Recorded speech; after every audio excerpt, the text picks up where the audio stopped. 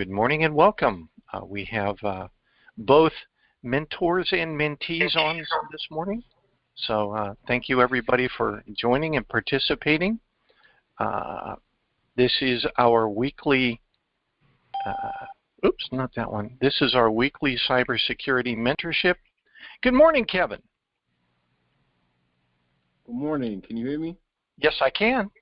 Welcome. Good to have you. Can you see me? Yes, I can. Okay, very good, very good. So I wanted to welcome everybody. Kevin is a referral from a friend of mine from church, and so he, this is his first time. He first heard about us this week, so thank you for your interest this morning. Let me share a little bit. Just to get you started, I'm Scotty Ward. I am the founder of CS-Sensei, and about 4 or 5 years ago, I realized that there was this growing gap between the number of cybersecurity jobs that are out there and the number of people that are available to fill them. The cybersecurity career field is a pretty complex one, but there are ways to get in at the entry level. So I made it my mission back then to try and help anyone who's interested to break into the cybersecurity career field at an entry level. This is not a cyber warrior course. I don't have any advanced cybersecurity certifications or anything like that. I am just trying to help people realize that the career field is available. There are vacancies out there that are waiting to be filled, and there are managers and HR directors that are dealing with the consequences of empty positions, and so therefore may say, well, maybe we don't need this. We can train people once we get them in, and so they will hire you with less experience than they normally would do. The issue is that they have empty positions. They cannot get them filled. There are more vacancies than there are people to fill them. So it's my goal in life to help anybody who wants to get a cybersecurity job. My first focus is on the federal government. Why? Because I work in the federal government. I'm interested in helping people who could very well be my future coworkers. I've had conversations with security people in my organization, my federal government agency, and they are not pleased with the caliber of people they're hiring. I remember having a conversation with our ISSO, and she specifically said, quote, "I'm hiring the wrong people," unquote. So that's a good way to get started in cybersecurity, realizing that you are a commodity. You are what people are looking for. So we're trying to help focus and shape and skill you so that you will be that attractive person that they finish their interviews with. So good to have you, Kevin, and always good to have you, Parima.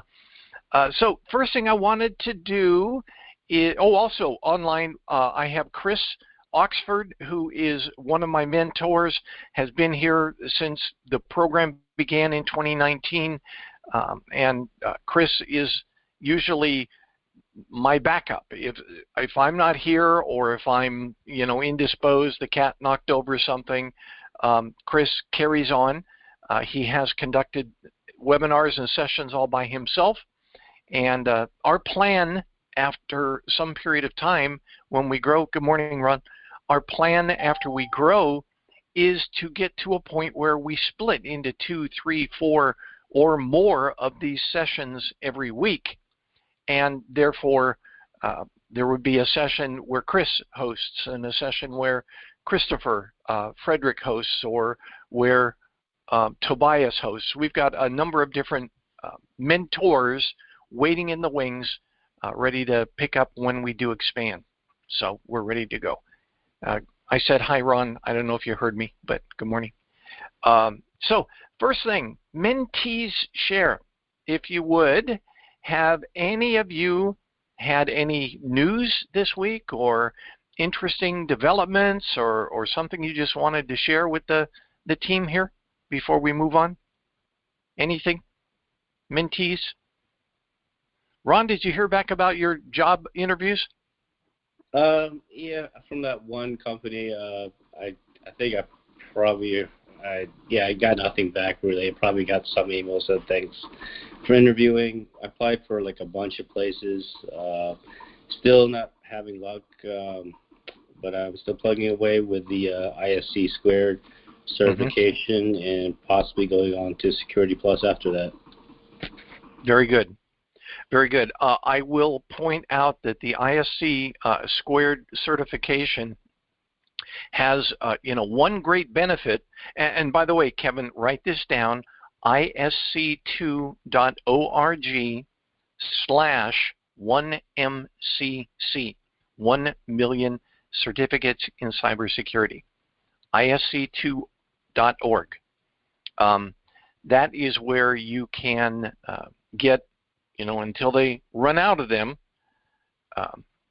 free cybersecurity certification, both the self-study guide and tools and a free exam voucher. So that is the least expensive way to break into cybersecurity. But there are still positions out there, and I dare say the majority of the positions out there will call for a Security Plus certification. Why? Because it's been around for decades. It is considered to be foundational, and until somebody actually goes and compares ISC2 to CompTIA Security Plus and says they are basically equivalent, you may end up going into an interview and saying, I have my ISC2 certification, and they'll say, but do you have Security Plus?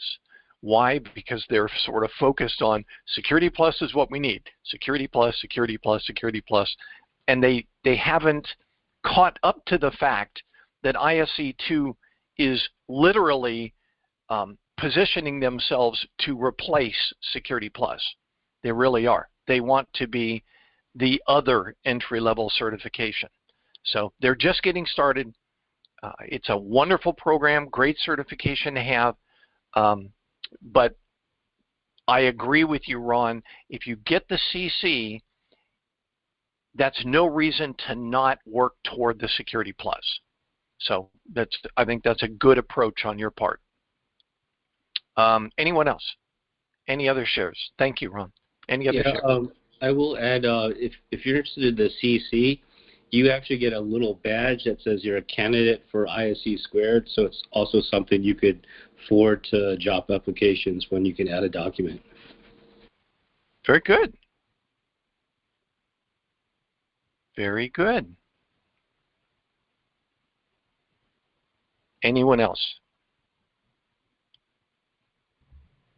The certified cybersecurity is free, just to let everybody know. Right.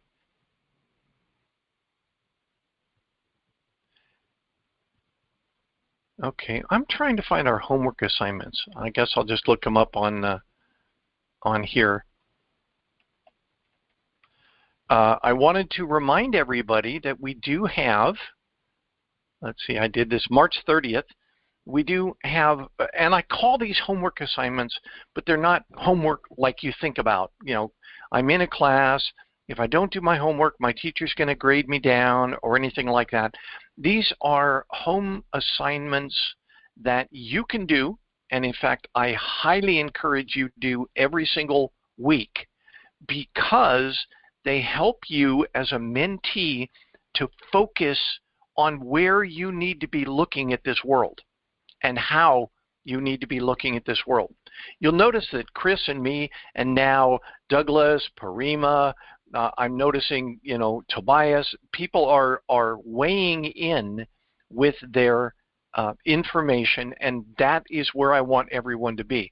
I want you to feel comfortable participating and sharing what you've seen, what you've read, what you've found, what you ran across. Those are all ways that we all get smarter. So I call them homework assignments, but they are for your benefit, not for ours. But the homework assignments, here they are, and they don't change. They don't change every week. Just think about this when you go out, when this webinar ends, what do you do then? Well, here's something you can do immediately. Number one, identify one current event, government, news media, personal observation, that has cybersecurity implications. Describe it focusing on the cybersecurity implications from a provider's viewpoint in the form of a lesson learned. A lesson learned is a management term, but it's something that you should build into your psyche when you are working on cybersecurity. Lessons learned, you could do it in anything. You could do it for a birthday party. You could do it for the purchase of a vehicle. You could do it for anything that you do in life. A lesson learned is simply ask yourself 3 questions. 1, what worked well when we did this? 2, what didn't work so well? And number 3, if we had to do it again, what would we change so that our output, our results would be better? So it's what worked, what didn't work, how could we change it next time? That's all lessons learned are. So the reason I focus on that here in CS-Sensei is people tend to read headlines, and headlines rarely tell the full story. Also, if you get into the role of being a service provider, the last thing you should be doing is sitting around and reading these things and going, wow, those are a bunch of stupid people, and then going back to work. The goal in this is to ingest this information from wherever you get it, even your own personal observations, and then make it better. That's what the improvement part is as part of lessons learned. As a cybersecurity service provider, you're going to be expected to work on a program and provide continual improvement in that program. Not just to do work, not just to work a tool. You should be focusing on working the tool better tomorrow than you did today, providing clearer guidance to the customers than you provided yesterday, those sorts of things. Lessons learned always ends with how do we do it better. And if you get that in your mind, you are going to be rare among the cybersecurity job candidates. You will be a rare one who the boss doesn't have to teach a lesson learned. You already walk in the door knowing about this, and you do your work, you have your conversations, you do your research and your study exactly the same as you do in your homework here. Okay? So that's what we're trying to do. We're trying to help you shape your mind. Okay, so that's number 1, current event. Number 2, a non-cybersecurity entertainment event. In other words, when you are not studying for cybersecurity, you could be watching a movie, you could be watching a YouTube video, you could be participating in your family reunion, you could be having a conversation with your sister, whatever, but all of a sudden something pops up where they're like, yeah, those updates, they're so annoying, so I turned them off and I just ignore them all. Cancel, cancel, cancel. By the way, sis, you really do need to do those because those provide security for your device. Oh, what's the big deal? If it breaks, I'll just buy another one. Yes, but with your device, you connect into your bank account. So, those sorts of things. That's the conversations, that's the observations where you see a movie and they do something or they talk about something. You examine it from the viewpoint of a cybersecurity service provider and say, is that realistic? What else could they have done?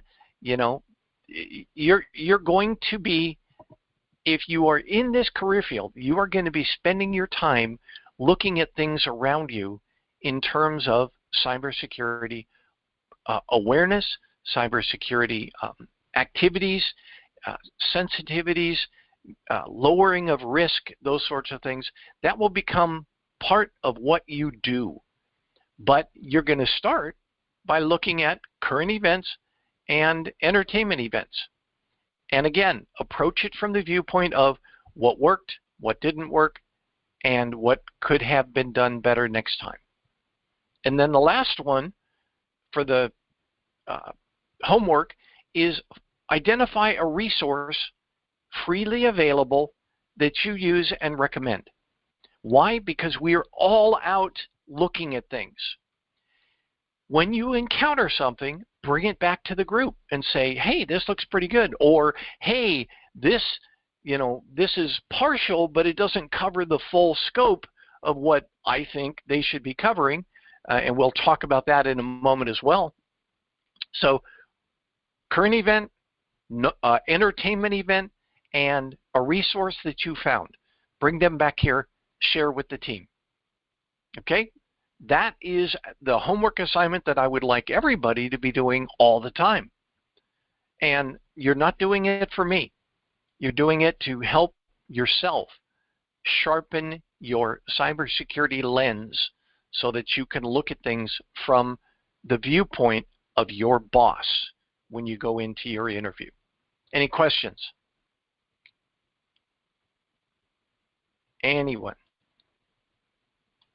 Okay. Fair enough. That was number 2. Number 3, FBI guidance. Be cautious when connected. Now, here's what happened. I looked on the news, and I think you all may have seen it. I looked on the news and found that the big phrase that hit the internet this week was juice jacking. Parima shared an article from abc7.com, but it was everywhere. It was on all of the outlets. Why do you think this particular thing, first of all, why do you think this made the list for everybody, made all the headlines? Your thoughts. Why do you think this made it? Everyone's traveling again. Mm-hmm. I think because of all the possible places you can plug in. I go to Starbucks, even in Southern Maryland. There's a USB port on every single table, and so this probably connectivity to the world is going to spread in a lot of places. And this is an easy technical hack. Mm-hmm. And it's an easy thing for people to consider. You know, I'm holding my cell phone and my cable. Well, you might think twice about plugging in. Yeah. I would also venture to guess, because it is in every single article that I've read this week, that cute little phrase of juice jacking caught the FBI's attention. Now, where everybody talks about it, I want to know if you read the article. Where in the FBI was this published?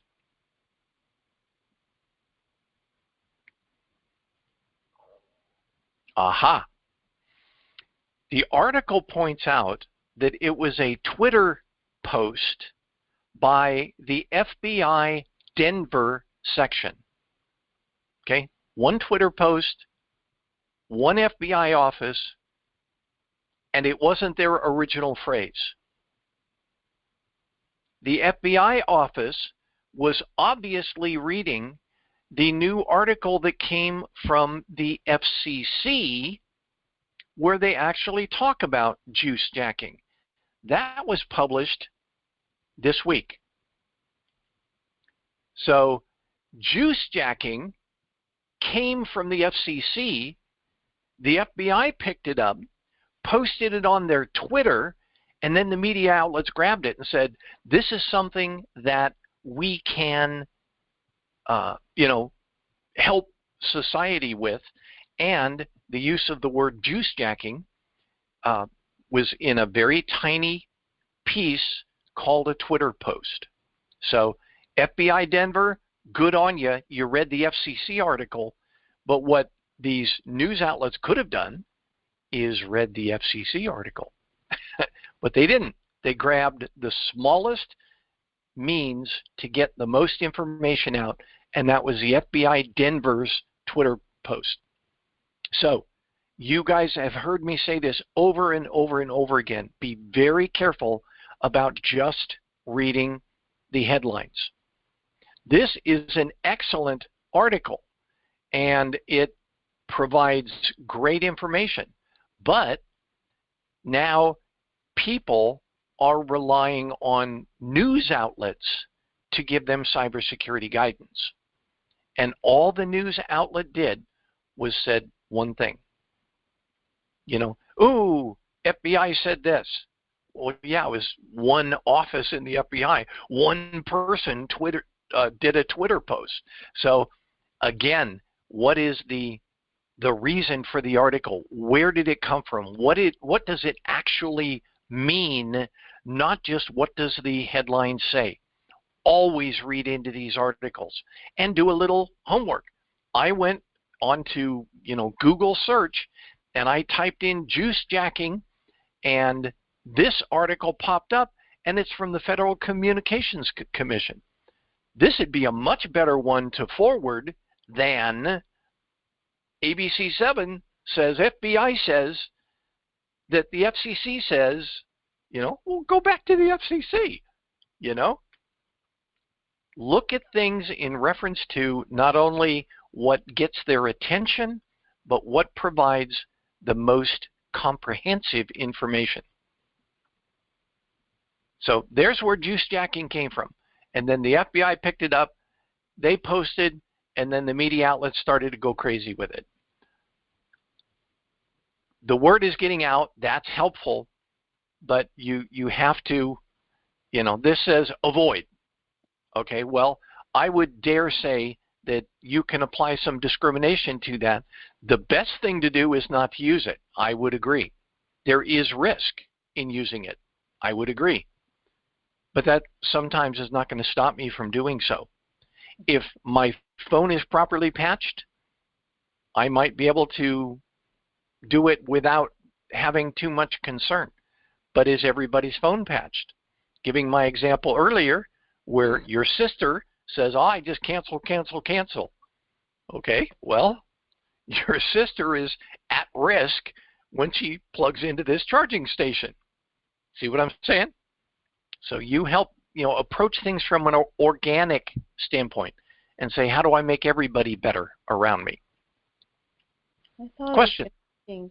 My local news outlet didn't just pick up the FBI Twitter thing. They went out and got a hacker to demo. Great. Hacking. Yeah. That's kind of interesting that they would even do that. Yep. And if you think about it, they're trying to be helpful, obviously, but they're also trying to get viewers. Yes. The only way that they can provide their service for free is through ad revenue.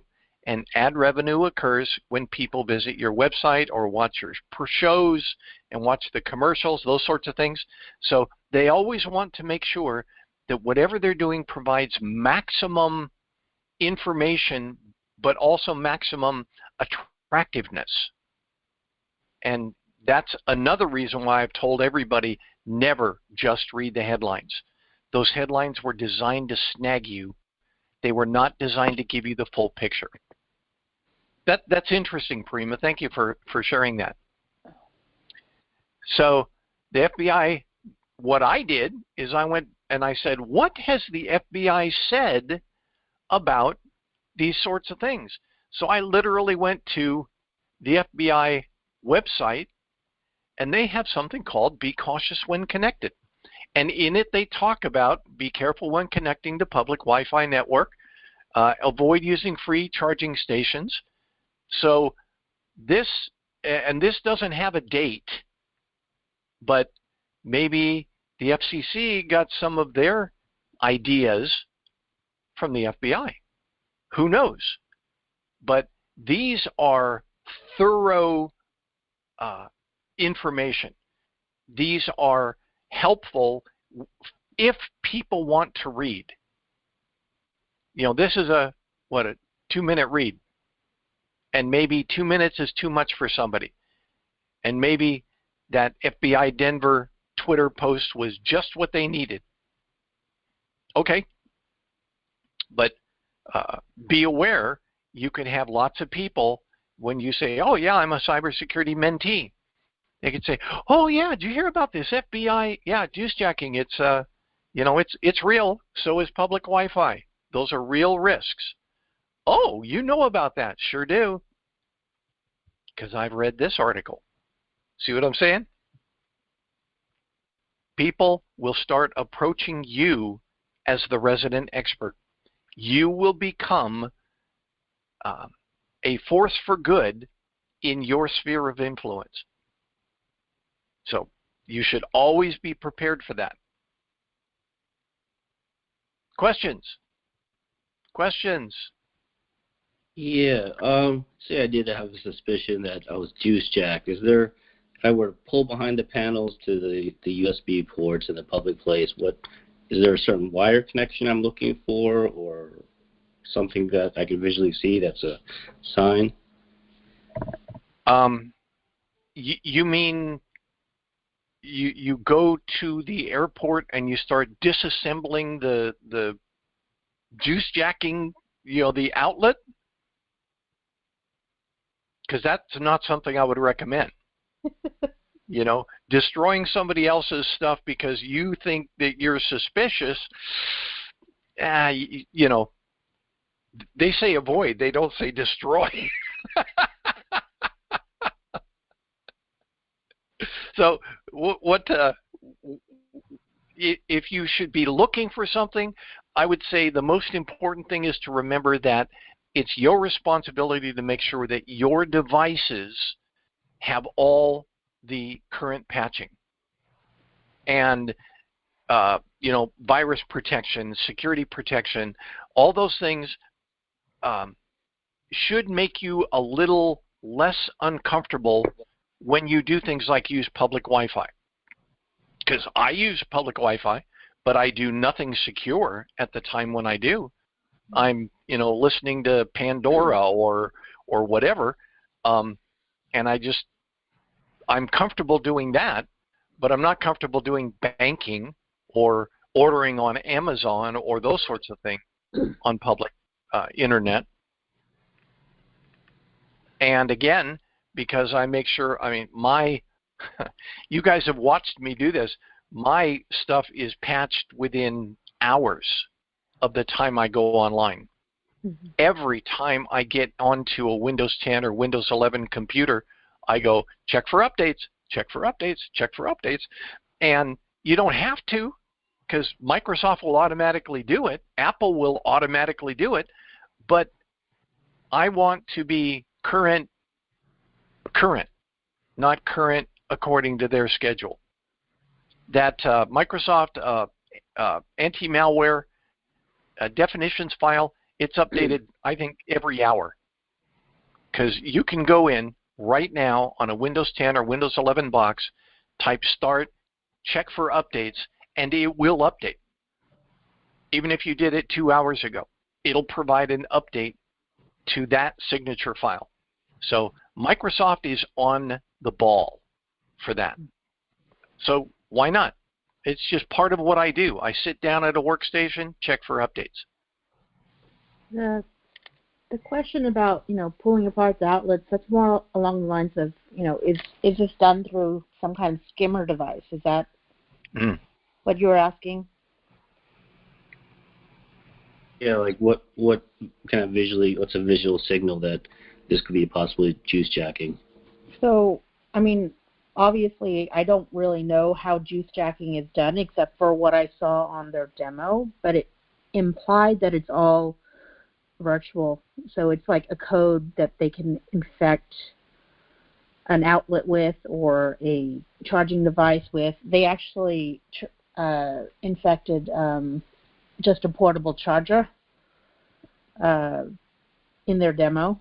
So it doesn't seem like there's some kind of physical skimmer or wires or anything. Basically, a hacker would plug in, upload a piece of code, and infect your device. So, does that help? Yeah, a lot of us don't realize this. I just grabbed a cable. A lot of us don't realize this, or we don't think about it. We plug in because we want power. We plug in because we're trying to get our batteries recharged. But these cables are power and data and control. So the point is, you're not just getting power, you are connecting a cable that has the capability of doing things with your device, interacting with your device, not just powering up the battery. So that's a way to think about it. Yeah, and one of the protections that they had suggested is if you have to use a public charging station, get a data blocker, something that will prevent data from moving up the cable or a data blocking cable, so that it's power only. And since I'm traveling soon, I went ahead and grabbed one. They're about like $7. So. And is it like an adapter that you put on the end of your cable? Yeah, it's just like a USB dongle. Okay. So you know what they've done with that data blocker? Yeah. They have snipped a couple of the connections that are inside here so that they don't connect. The only things that make it through that data blocker is power. Very good. So let's talk about free cybersecurity resources. I published this this week in the on our Facebook page, and this came out from SANS.org. Good organization to subscribe to. They provide their information in little tiny bits with a click here for more link. I get them at least once a week. So I do recommend you go to SANS.org and sign up for some of their email notifications. But this was free SANS community events. There is no charge to sign up for these events, and many of them are virtual. So what that means is you can do it from home. Chris and I'll give you an example. Chris and I are both signed up for a Department of Justice, I think it's Justice, DOJ cybersecurity symposium that they're doing, and it's an all-day thing. So Chris and I both took leave, and we're going to be online watching that. It's free. It just takes some of your time. You need to look around for these sorts of things. Now, we're not going to be participating. We may not even learn very much, but it helps you to understand the mindset of the person who could be interviewing you for your cybersecurity job. You don't want to just go in and say, I'm good at this, I'm good at this, I learned how to do this, I have this certification, hire me. They want somebody that's going to, number one, be someone they can trust, but also someone who already has in mind the same things that I do, so you're going to be an easy person to train. I can tell you this is how we do stuff without having to add, and this is why, because you're already on that this is why cycle, okay? because you did your homework assignments here. So think about it that way. But here are lots of free resources. If you go on our Facebook page, I provided a link to this. But this free cybersecurity events all the way into the end of the year. Hackfest, energy cybersecurity, cloud security, security awareness, human risk, open source intelligence, ransomware, AI cybersecurity. That's getting a lot of airtime these days, AI. Cybersecurity leadership, small business summit. There's just so many different capabilities. If you find one that might interest you, go ahead and log into it. Sign up for it, log into it, and oh, by the way, once you do, you can put it onto your resume. You can say, I attended this. And a lot of people are going to look at you like, what, without a job? Yes, I wanted to learn. I participate in as a CS mentee here because I want to get into the career field. That's more than most of the people who are going to apply for entry-level cybersecurity jobs. You're doing more than they are. All they do is they go out and get a certification and say, hire me. Well, you are actually learning how to demonstrate that cybersecurity ethos, that way to think about the world around you, and these free events are ways to do it. It doesn't cost you anything but a little bit of time. So always be watching for these things, and don't feel like, well, you are, you don't have a job, so that means you're underqualified and you don't deserve to be at these sorts of events. Phooey, go anyway. Chris and I have said this many, many times. When you are thinking about jobs, you are looking into a career field that you haven't been into yet. So you're going to naturally approach this with some sense of distance between you and the job that you want.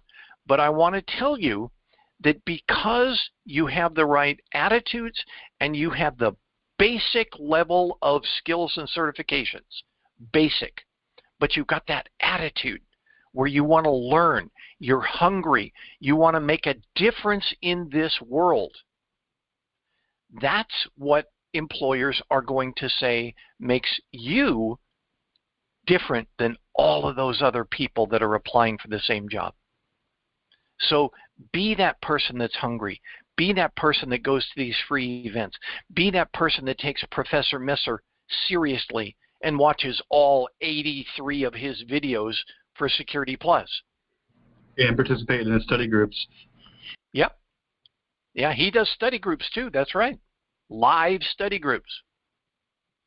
Free. Get engaged now so that you become the attractive candidate. Don't be thinking in your mind, I'll do it as soon as I get paid. Because that puts you in line with all of the other applicants, and you have not demonstrated anything special that a hiring manager should consider. If you don't have the experience, which most of the mentees don't, if you don't have a higher level certification, most of the mentees should be working towards Security Plus or CC.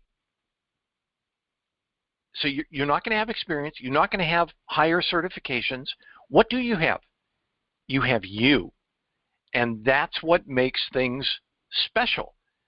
You learn to be a force for good. You learn to watch for things around you. You learn to tell your family and friends and neighbors, you guys need to patch. I know you have an iPhone. This patch just came out, this one last week from Apple, addresses 2 very bad vulnerabilities that are already being exploited. So if you don't have time to do it, let me know and I'll do it for you. Just stand around and I'll do your updates and hand you your phone back.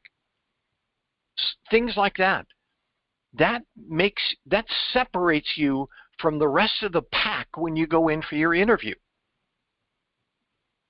But you've got to have that interest. You've got to look at things from a cybersecurity service provider standpoint. And once you do, your employer is going to be real happy to hire you. Oh man, look, this person's already done all of these things and they're not getting paid for it. They're doing this because they are interested in the cybersecurity career field. Big difference between you and the other entrants who say, oh, I just, this is one of the big ones I get. People go into a cybersecurity degree program at their local colleges. Pima Community College here in southern Arizona has a very good reputation for cybersecurity. They had the first cyber warfare center open to the public in America. And, great. They call it the cyber range. But, all right, so people graduate with their degree, and then they come to people like me, and they say, now what? Well, you should have come to me 2 years ago when you started into your degree program. Now you have a degree, and now you're trying to figure out what to do with it. I'm teaching, I'm mentoring. This mentorship program helps you to get started before you even get that degree, before you even get that certification. Because the only thing you bring with you that is your biggest asset is you. And we want you to be totally focused on being that commodity, that person that's set aside from everybody else at those job interviews. So find these free resources. Use these resources as much as you can. Share with people around you that you're studying cybersecurity and is there anything I can do for you? I mentioned this here in my 560 unit development. I offer free tech support. Anybody who needs me contacts me and says, hey, my Wi-Fi's not working. Hey, my printer's not working. Whatever. Doesn't matter. I want to make this world a better place. I do it for free. I'm going over this afternoon, and I'm doing a cybersecurity safety course for a bunch of retirees. Why? Because they are the #1 most affected sector in society when it comes to scammers.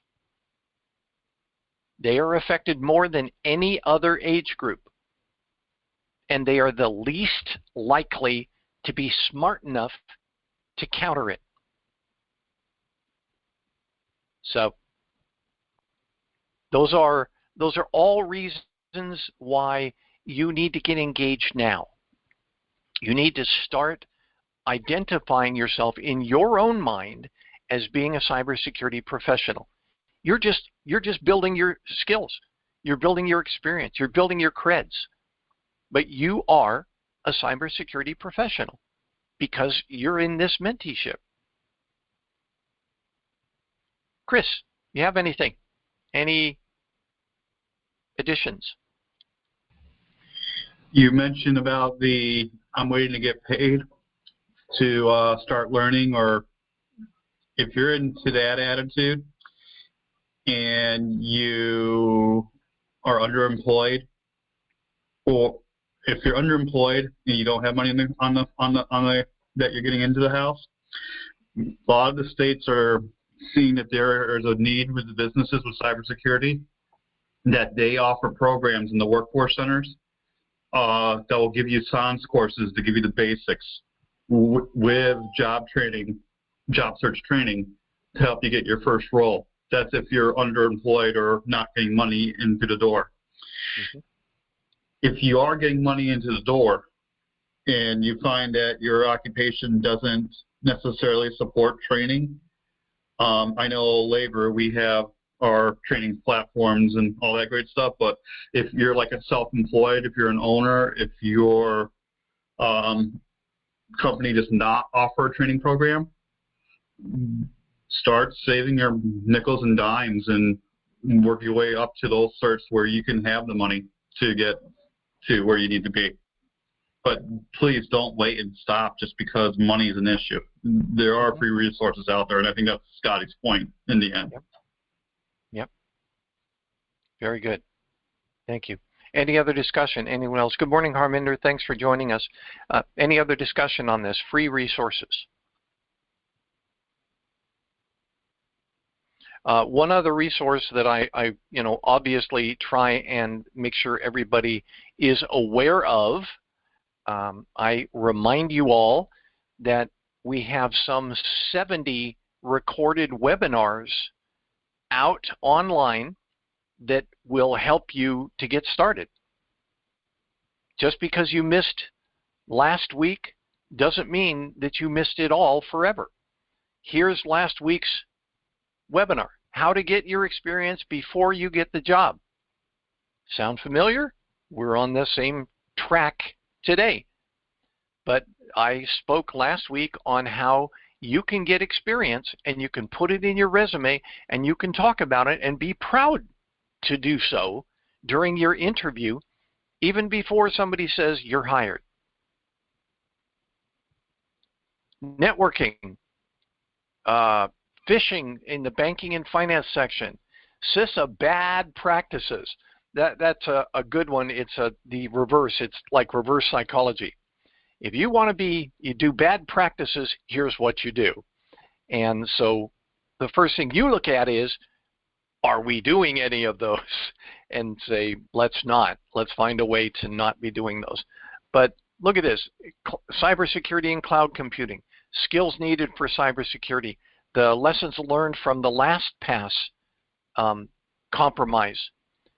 Cybersecurity as a career in 2023, the ethics of cybersecurity, your digital footprint, very helpful if you're planning on talking to other people who aren't very cybersecurity savvy. Those near field communication credit or business cards. That was a big discussion that we had. Cybersecurity and the law, mentorship resources. Here's one that I actually turned into this training that I'm conducting today. Don't delete malicious emails. That is the general slide presentation that I'm using with this group of retirees here in southern Arizona this afternoon. Don't delete malicious emails. So there's lots of things that you can learn just by taking the time to learn. It doesn't require money, and there are high quality resources available. Chris mentioned Professor Messer. Professor M-E-S-S-E-R. The guy's great.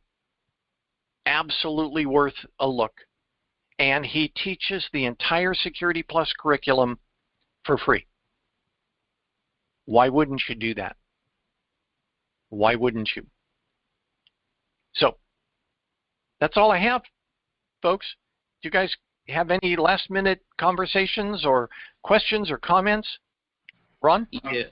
Have you heard about Jason Dion's course at all? I haven't. Okay. I have, Ron. He's pretty good, but he does charge for his courses. So that's the same thing with Thor Peterson. Thor Peterson is really good. He is experienced in that, but he's in the upper tier echelon courses like CISSP, SSCP. My best advisement is if you go to udemy.com and wait for the sales to pop up, they're almost 80 to 90% cheaper than what he offers on the website. Yeah. Udemy, I had a subscription to Udemy for a year, and they have stuff in there that $9.95 for a class. Yeah, okay, I can afford $10. So yeah, that's the one step up from YouTube is Udemy. UDEMY dot. Is it edu, Chris? No, .com. Okay, udemy.com. Yeah. Another advisement I would have is, I won't say the word budget, but the way I think about cost of certifications and cost of training is the number of video games that I'm willing to part ways with. Mm-hmm. So average video game is about $60. I will say that, hey, those are 3 video games that my wife won't bother me about, that I'm going to go ahead and learn a cybersecurity certification. Oh, it's going to raise my salary. Oh, it's going to make people love me more for security. That's a good thing in the end. That's a good, and project managers like to call it return on investment for your life and your happiness. That's the way that's my mindset about that. Smart. And Scotty, I'm surprised that you don't advertise your group Wealth Builders for people who need to learn about money more. Go on Reddit, personal finance. Go on and find something to help you with your money if you think money's the issue in the end. Please don't let money be a barrier to your learning. But we stress free, we stress cheap in our group. Yeah, we do. So Chris was, thank you, Chris, giving me a plug. On Facebook, I am the owner of the group called Wealth Builders. And, you know, I share good things that I've found. Other people share good things that they've found. The Banking Bros is my big focus right now. They're 2 brothers in North Carolina, one of the Carolinas, and they're getting started in what's known as infinite banking. And I will just say that I have been using infinite banking for almost 3 years now, 2.5 years, and my credit score has gone up by over 200 points. What can I say? So yeah, thank you, Chris. That's a good thing. Even a little bit can be used wisely. Don't get caught in the same thing, you know, that your family, you know, what's the phrase? Never take financial advice from your broke uncle. I would say take what you earn, take 10%, and call that a training fund. There you go. Yeah. Very good. Anyone else? If your employer does not offer the training itself. Right. Right. Yeah, I real quick wanted to mention another resource. Yeah. For a while, there's this channel called Network Chuck. Kevin, can you speak up a little bit? I'm sorry, can you hear me? Yeah, better now. Thank you.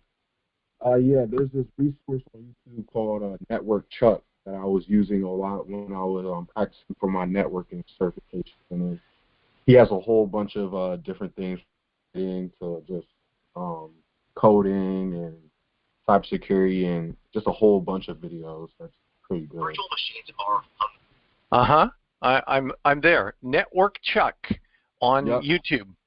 Yep, Network Chuck. Looks helpful. You notice that he covers a lot of different things. Just be aware that, you know, it's helpful to have that broad viewpoint, but when you're focusing on cybersecurity, all of those other things become second to cybersecurity. Yes, they will provide you a breadth when you get your job, but you know, make sure that cybersecurity is one of the main things that you're trying to learn. This one says, you know, host your own help desk. Yeah, okay. Build your own browser. 30 Windows commands you can't live without. He's got lots of what, I mean, I'm going to start watching some of his videos, but some of those may be helpful in cybersecurity. Some may, you know. So yeah, good one. Thank you for sharing that. 2.97 million subscribers. This guy must have something, right? He offers a free CCNA networking course. He's big on networking, big on coding, as Kevin said. A lot of the cybersecurity, I totally want to avoid the word guru, but I'm probably just the only word I can think of at this time. They have a niche, and almost all of them will say, hey, if you want to get into cybersecurity, first off, know that cybersecurity is just a broad topic of some smaller little topics. And I'll go and find the map today, the mind map today of here's cybersecurity, here's what cybersecurity is all about. And Scotty almost pointed out in the SANS list, that's kind of a hint of what different cybersecurity topics there are out there and different roles that are out there available to you. Mm-hmm. I know there's another channel called Gerald Auger, Gerald Auger. I'll post him too. He focuses on governance, risk, and compliance. And if you want to learn about policy planning, learn about how standards are formed, how to properly be up where the sea level is, and how to make things work from the organization level, that's a great place to go to. He offers free resources as well. But a lot of these gurus are niche, and you have to figure out what that niche is. Right. How it can help you. Yep. Very good. Okay. That's it, folks. Last minute or so. Thank you all for joining us. As you can tell, this session, these mentorship groups become better when there's more people sharing. It's always good to participate to the level you're able. It's always helpful. And the only reason Harminder didn't share is I didn't give him an opportunity to. Harminder, I always appreciate your shares. Okay, Ron, Parima, Kevin, thank you for joining us. Everybody have a great afternoon and an even better weekend. The last thing I posted in the chat, my link URL. If you want to share about cybersecurity with anybody, what you're doing in the mentorship program, this is where all of the links are found. All right? So it's totally okay for you to share that link with anybody you know. Say, this is what I'm doing for cybersecurity. Okay? Thanks, everybody. Have a great weekend. Have a nice day. Have a good weekend. Bye. Bye, puppies.